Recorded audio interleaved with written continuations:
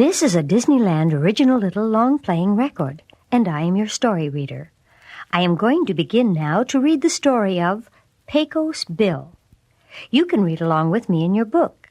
You will know it is time to turn the page when Tinker Bell rings her little bells like this. Let's begin now. Down Texas way the Pecos River flows. Where it comes from, no one knows.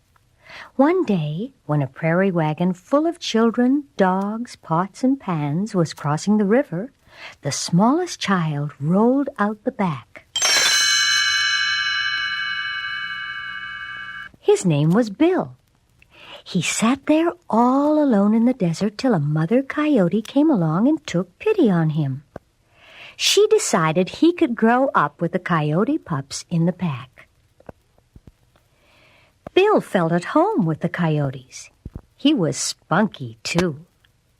As he grew up, he learned to outlope the antelopes, outjump the jackrabbits, and outhiss the snakes. A young colt came to the Pecos land, a colt who was weak and couldn't defend himself against the buzzards. Bill decided to help out. Before long, the fight was over, and Bill and the colt were friends. The two stuck together like warts on a toad, like birds of a feather from that time on. When Bill grew up, he became a cowboy, the toughest critter west of the Alamo. Bill could rope anything with his lariat, even a raging cyclone. He straddled it, then tamed it to a breeze. At one time, there was a drought all over Texas. Bill brought a rain cloud from California to wet things down.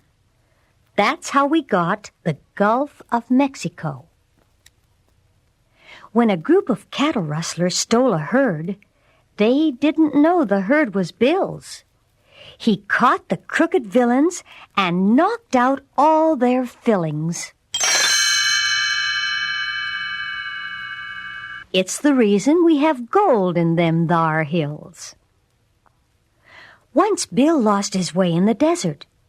He knew he'd never make it across the burning sand without some water. So he got a stick and dug the Rio Grande. A tribe of Indians was doing a war dance. Pecos Bill took out after them. The Indians ran fast, faster and faster, till they ran right out of their war paint. It was left in bright streaks on the rocks behind them. That's how the Painted Desert got its name.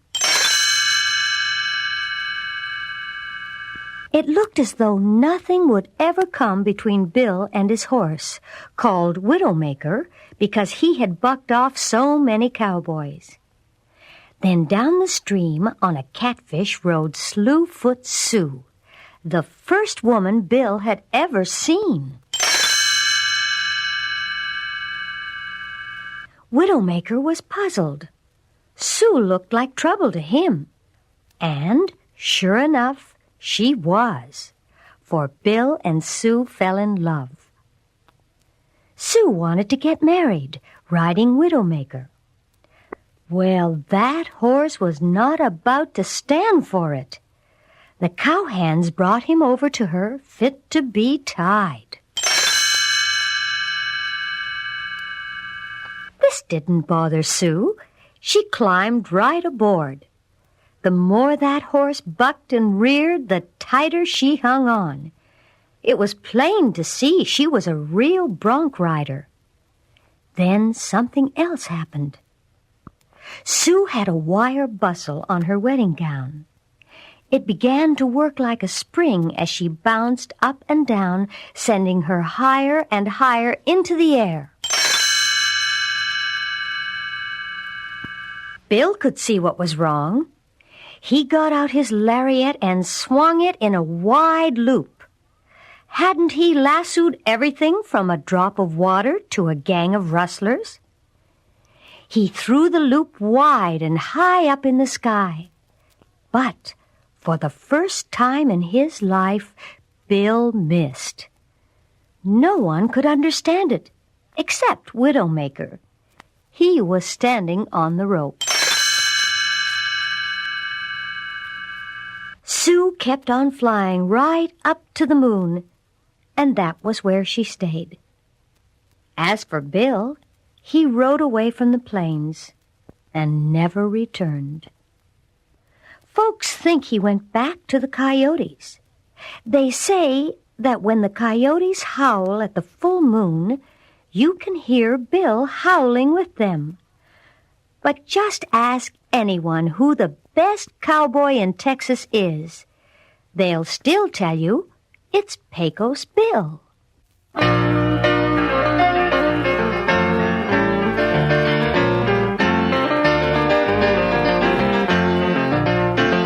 Pecos Bill was quite a cowboy down in Texas, and a western superman to say the least. He was the roughest, toughest critter, never known to be a quitter, 'cause he never had no fear of man the beast. So yippee-yi-hey, yippee-yi-oh, for the toughest critter west of the Alamo.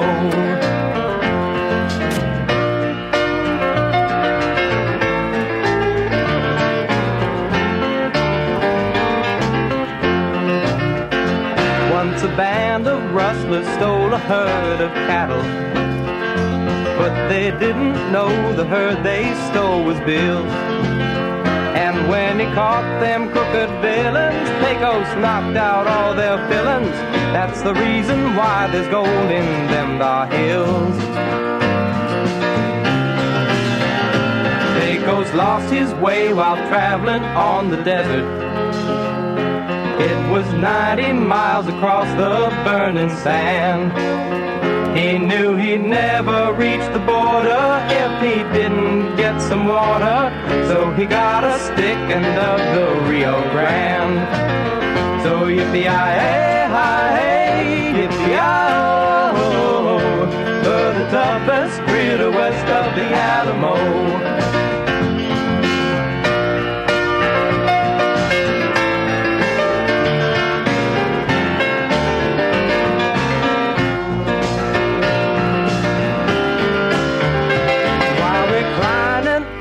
Cloud high over Texas, with his gun he made the stars evaporate. Then Pecos saw the stars declining, so he left one brightly shining as the emblem of the Lone Star Texas State. So yippee-yi-hey, yippee-yi-oh, for the toughest critter west of the Alamo.